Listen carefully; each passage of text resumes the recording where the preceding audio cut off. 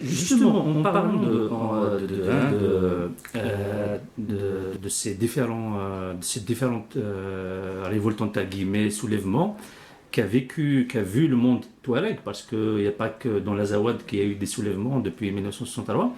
Est-ce que aujourd'hui, il n'est pas temps pour les Azawadiens, mais aussi tous les Touaregs, de revoir leur stratégie, leur façon d'agir, puisque on voit que l'action armée, hein, en tout cas telle qu'elle a été menée depuis 63, notamment depuis les années 90, malheureusement n'a pas donné une suite. La suite souhaitée par les populations touareg, par ceux-là même qui ont lancé ces mouvements. À chaque fois, on tombe dans des faux accords qui servent les intérêts des États qui sont là au fait pour on ne sait pas d'ailleurs pourquoi ils sont là, en tout cas ils sont là pour tout sauf pour nous. Donc est-ce qu'il n'est pas temps de réfléchir, de mener une réflexion profonde sur une autre façon d'agir, une autre stratégie, peut-être où on n'est pas obligé de prendre les armes, hein? C'est pas forcément la seule façon, mais une stratégie qui puisse nous garantir un avenir meilleur et qui puisse nous garantir aussi cette libération qu'on souhaite depuis longtemps. Mais de toute évidence, les armes n'ont jamais été le choix des Touaregs. Dans la réalité, et concrètement, on les a toujours amenés à prendre les armes et à utiliser les armes parce que on ne leur a jamais donné la chance et la possibilité d'agir autrement que par les armes.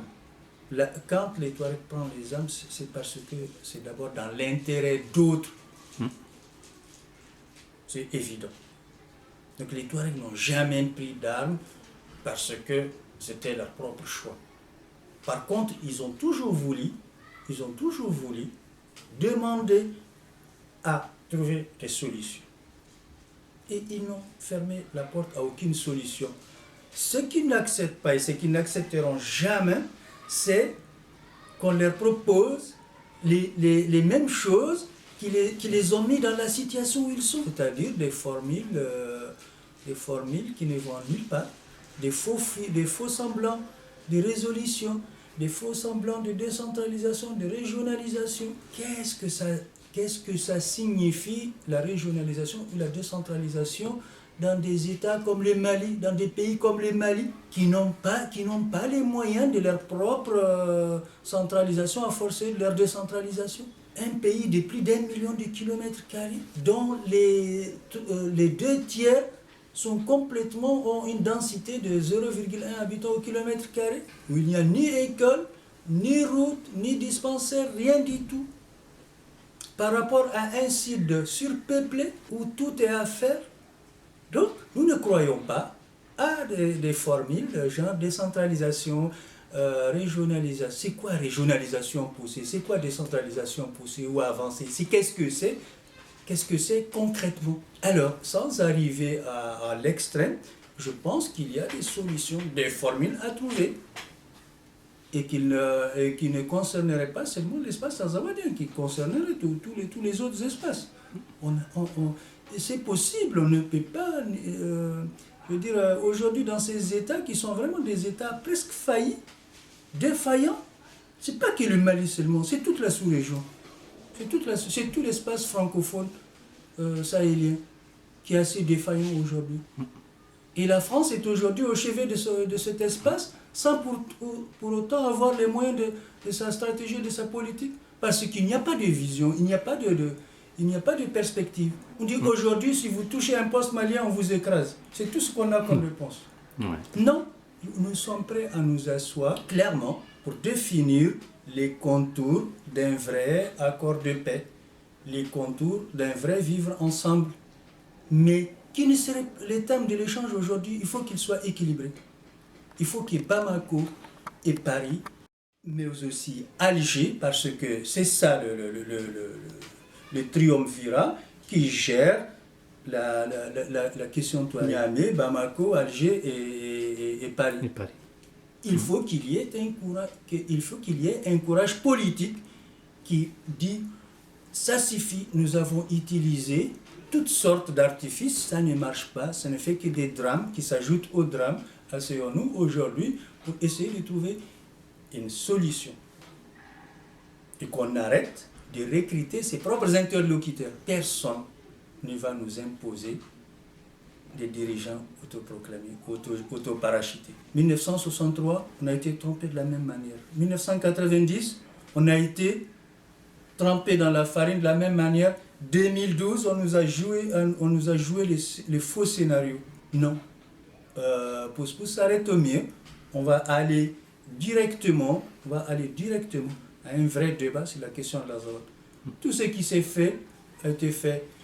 L'accord lui-même a esquivé le concept, la question quant au fond. La conférence d'entente nationale a esquivé la question de l'Azawad. Au lieu de poser et de clarifier la question de l'Azawad, qu'est-ce qu'ils trouvent comme idée géniale? C'est de mettre en débat la négociation ou non avec les islamistes. Ils ont esquivé la question de l'Azawad et ils ont posé une question qui n'a absolument aucun rapport avec ce que l'accord dit. Vous voulez qu'on avance dans ces conditions-là? Difficile. C'est difficile. Difficile. Mais le Mali aujourd'hui, c'est lui-même qui pose, qui pose aujourd'hui les jalons de sa propre faillite. Après, nous, je vais dire, les Touaregs ne se laisseront pas faire. Les dirigeants de 2012 qui ont conduit l'Azawad à sa faillite, qui ont complètement effacé d'un trait de bic tous les sangs versés, tout l'effort de la lutte, aujourd'hui ils sont là, ils seront bientôt dans l'oubli. Mais les générations poussent, elles sont là, les jeunes sont là. Les jeunes et les femmes ne désarmeront jamais. Pas les armes genre Kalachnikov ou tout ça, mais leur lutte. Et la lutte va se mier toujours en résistance permanente. Tu as parlé d'Alger, d'Alger, son implication dans la gestion de cette question touareg. Alors, on a vu que ce soit pour ces derniers soi-disant accords, que ce soit pour les autres accords, Alger, au fait, a été toujours imposé, notamment par Paris, comme médiateur. Donc, on veut nous faire croire que c'est Alger qui est le mieux placé pour gérer cette question. Et puis, on veut nous faire croire aussi que Alger, vraiment, est dans la recherche d'une véritable solution de paix dans la région. Est-ce qu'on peut vraiment, honnêtement, aujourd'hui, croire qu'un État, qui est l'État algérien, qui a un projet d'éradication de l'amazérité, il n'y a qu'à voir ce qu'il fait en Kabylie, ce qu'il fait chez les Mzab, il n'y a qu'à voir sa politique anti-amazir. Est-ce qu'on peut croire que cet État vaudrait le bien, l'intérêt des Touaregs, qui sont juste les Berbères du Sud? Oui.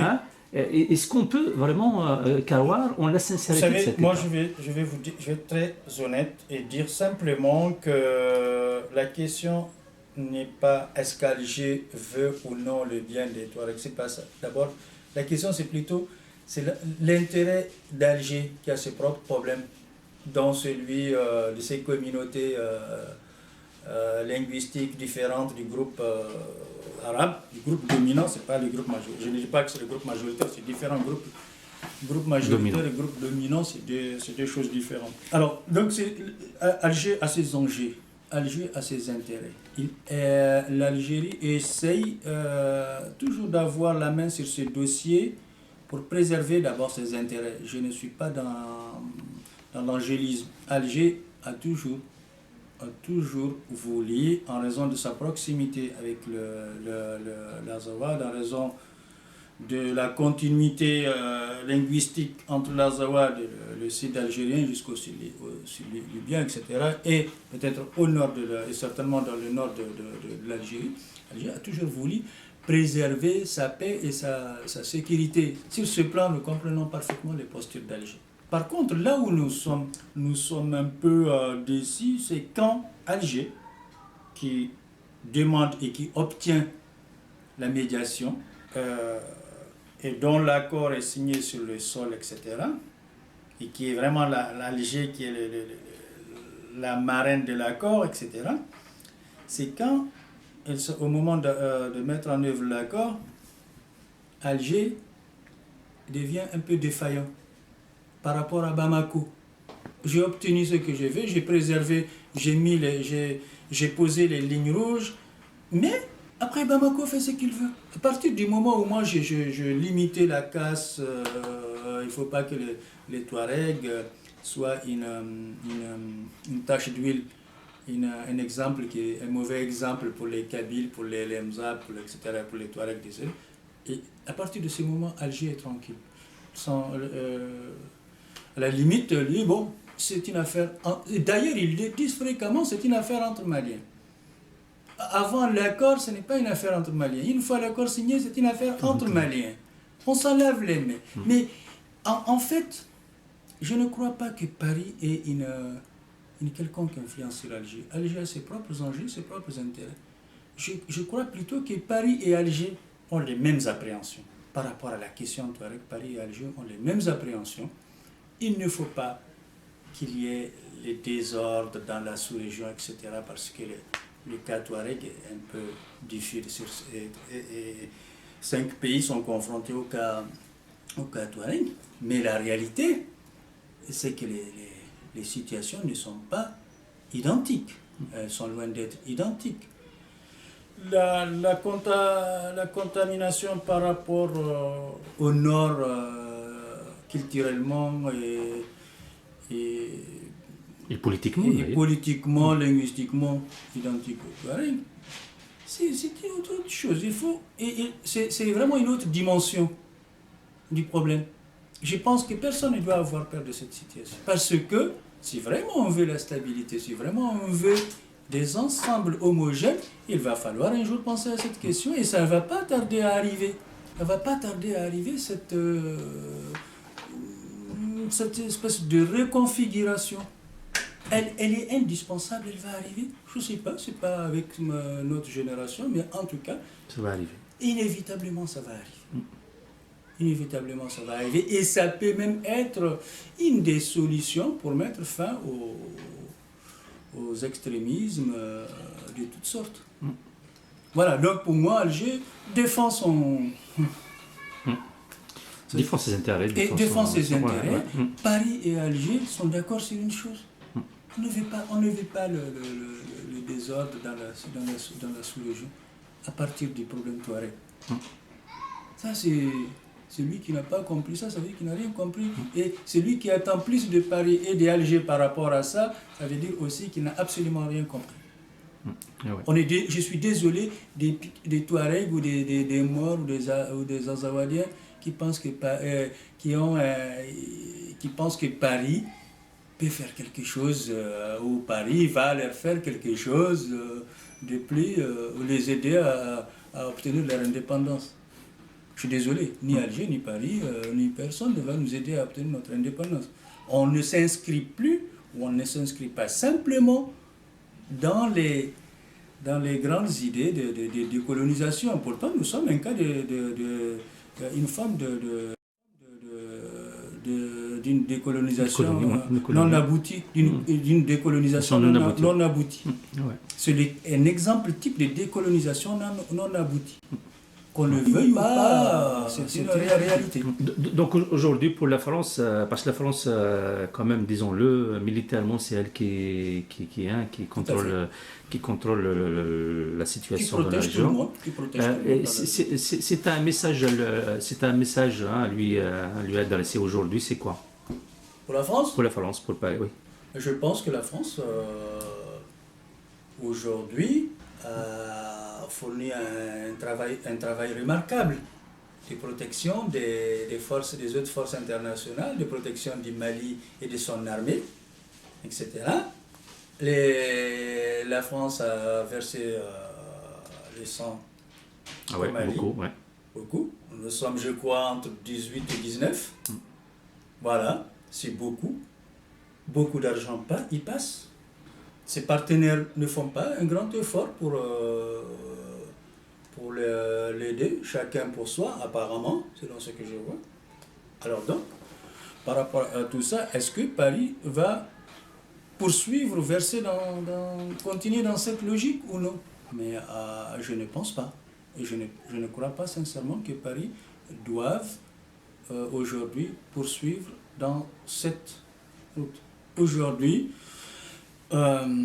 puisque c'est Paris aujourd'hui qui fait qu'aujourd'hui l'État malien existe, il faudrait qu'il y ait des discussions de haut niveau, puisque le mot est à la mode, de très haut niveau, que la partie malienne s'engage vraiment à appliquer effectivement l'accord et à trouver de nouveaux formats de partenariat avec toutes les communautés. Et puis après, il va falloir laisser les gens, que Bamako n'interfère plus dans les problèmes internes des Touaregs. Et n'utilise pas ces relais pour je vais dire, avec les moyens de l'État pour casser les dynamiques Touareg et arrêter d'utiliser les moyens que la communauté internationale lui donne pour déstabiliser les équilibres communautaires. Voilà, que Bamako nomme X ou Y ministre, moi ça ne me change pas parce que X ou Y ne m'intéresse pas. Il n'intéresse pas la communauté touareg, mais qu'on n'affiche pas X, Y parce qu'on l'a nommé ministre ou je ne sais quoi, pour dire qu'il représente telle tribu ou telle communauté. Non, ils ne nous représentent pas, ils ne nous ont jamais représentés. Depuis l'indépendance du Mali jusqu'ici, parce que le Mali n'a jamais fonctionné sur ce chapitre-là, sur ce registre. Mais on affiche souvent X ou Y à la communauté internationale pour dire que les Touaregs sont représentés et représentent quelque chose. Non, nous disons non et non. Ils ne nous représentent pas, ils ne nous ont jamais représentés. Donc Paris peut dire aujourd'hui à Bamako, exiger de Bamako une application effective et diligente de l'accord, très honnêtement, pas du saupoudrage. Le président français à Gao a été très clair. C'est une chose quand même où il a dit il faut aujourd'hui constituer la responsabilité. Mais il faut aller au-delà de ça. Ouais. Il faut aller au-delà de ça.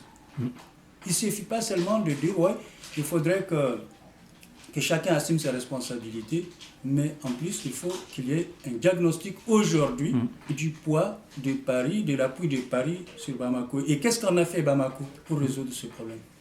Il faut pas s'arrêter à des formules. C'est très bien, c'est une très bonne formule ce qui s'est dit à Gao, mais il faut aller au-delà. Un mot en direction des Touaregs et des Amazigh de manière générale. Voilà, si tu as un mot à leur adresser, et notamment à tous ceux qui vont voir ça à travers Tamazight TV. Nous sommes vraiment reconnaissants, profondément reconnaissants, et touchés par la solidarité dont nous avons été l'objet et dont nous continuons à être l'objet en tant que frères Amazigh. Et cela, c'est depuis très longtemps, même avant l'existence du mouvement associatif Amazigh. Il y a eu des très éminentes personnalités Amazigh qui ont, alors même que personne ne parlait de Touareg, qui en ont parlé. Certaines aujourd'hui ne sont plus vivantes. Je ne sais pas, pour ne pas citer tout le monde, je dirais quelqu'un comme Mouloud Mamri, Sinaït Ahmed, ont toujours parlé, depuis avant même pendant même qu'on était, je dis nous, au lycée, on a lu dans Jeune Afrique quelque part des interviews de personnes qui demandaient à ce qu'on lève la chape de plomb qui était sur le pays Touareg dans l'Azawad dans les années 60 déjà. Donc, ça, c'est ceux qui ne le savent pas, il faut qu'ils l'apprennent. C'est très important pour nous. Ceux qui se sont bâtis pour la reconnaissance de l'écriture tifina aussi ont rendu un grand service à tous les Imazawan, en particulier aux Touaregs, qui ont maintenu, qui ont conservé cette écriture. Depuis le mouvement associatif, notamment depuis la création de la mise en place du Congrès mondial Amazigh, dont vous et moi sommes fondateurs, membres fondateurs, etc. Je veux dire, depuis, on sait comment les choses ont bougé. Aujourd'hui, c'est grâce au portage, je veux dire, des frères Imazawan, qu'une de nos sœurs est aujourd'hui présidente de l'instance permanente des peuples autochtones à New York. C'est quand même une avancée significative. C'est une autre forme de combat non violent, pacifique, qui se fait selon les instruments légaux internationaux. Nous nous inscrivons dans cette voie-là. Et nous remercions tous nos frères Imazawan qui nous aident aussi dans cette voie. Nous sommes... qui peut oublier la formidable mobilisation qui a été celle de tous les frères Imazawan à Paris notamment et dans tout l'espace européen en 2012. Entre 2012 et jusqu'en 2014, jusqu'en 2016, ça continue, etc. Les manifestations au Trocadéro, sur les parvis des droits de l'homme, etc. La formidable mobilisation, la pression maintenue par Tamaza et son président. Voilà. Et l'espace média amazigh, berbère de façon générale, que ce soit les sites électroniques ou cette chaîne de télévision, etc. Je vais dire, voilà toute une masse de soutien, de solidarité que beaucoup ne savent pas, sans citer les appuis directs. Il y a des militants qui sont des passages, il y a des militants qui sont sur le terrain. Tout ça s'est fait souvent dans la discrétion totale, mais aujourd'hui, je pense qu'il ne faut pas lâcher. J'ai dit à tous les Imazawan que si ils se mobilisaient tous, les Touaregs n'auraient pas besoin de tirer une seule cartouche. Ils auraient obtenu leurs droits sans qu'ils aient à perdre une seule personne ou qu'ils aient à tuer une autre personne, ce qui est regrettable. Donc, nous sommes jusqu'en Amérique latine. Nous avons des militants et des camarades de lutte jusqu'en Amérique latine. C'est formidable. Ben oui. Ah ben voilà. Et aujourd'hui, nous n'avons pas besoin normalement, si on s'est mobilisé, si rien que les Kabyles de Paris aujourd'hui, je ne parle même pas des autres berbères, rien que les Kabyles de Paris aujourd'hui peuvent remplir le Trocadéro pour une manifestation, et ça sera immense. Ça sera important. Après, c'est à nous de rassurer le monde, c'est à nous de rassurer les États dans lesquels nous vivons, que nous ne sommes pas contre eux, mais que nous ne marchandons pas nos droits, que nous ne effacerons jamais notre identité, et que nous ne demandons qu'à exister en tant que nous-mêmes, avec nos droits comme tout le monde. Je pense qu'à partir de ce moment, et les Touaregs aussi, et les autres Imazawan, voilà, trouveront leur dignité et leur place dans un monde libre qui ne peut pas exister sans eux. Ah ben oui. Qui ne peut pas simplement exister sans eux. Il a fonctionné jusque-là avec eux, il va continuer avec eux. Ouais. Nous sommes pour ce monde une richesse, pas une menace. Exactement. Et ça, personne, il faut que les autres le comprennent. Et si c'est nécessaire que nous leur expliquions, on va le faire. On n'a aucune gêne à le faire. Et ben, voilà, donc nous avons énormément de jeunes qui sont en perte de vitesse en termes de formation. Il y a des gens qui sont malades, il y a des gens qui sont en difficulté, des gens qui sont menacés régulièrement. Donc tout ça est une somme globale d'attente. Je veux dire, rien n'est négligeable. rien, même un coup de téléphone, un soutien, pour un soutien moral est quelque chose qui est le bienvenu. Seul le silence de nos frères pèse. Quand ils ne disent rien, ils ne font rien, ils ne se manifestent pas, on est un peu dessus. Vous, à Tamazoa et d'autres, vous avez bougé. Ok? Mais on attendait beaucoup plus. Davantage. Ouais. Davantage. Rien que les silences de nos frères nous pèsent énormément, plus que la menace de nos adversaires. Voilà. Tellement, tellement tabac. Tellement merde.